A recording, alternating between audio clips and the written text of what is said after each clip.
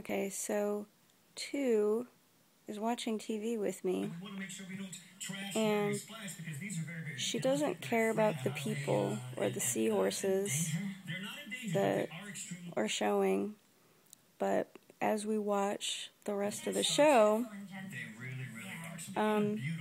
she starts to change her attitude when a bird comes out.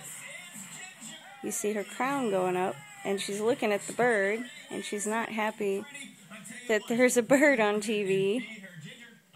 See, she hates that. What do you think, 2? 2, what's up with the bird? You see her crown going up, and she's not happy that we're watching birds on TV because she feels she should be the only bird who gets attention. 2, what do you think? What do you think of that bird?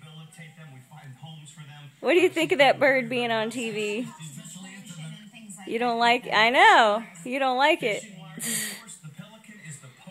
So what's funny is as the bird goes away, she starts seeing people, and she calms down. See, her crown kind of calms down because there's no bird. So there's proof that animals watch TV, or at least birds do.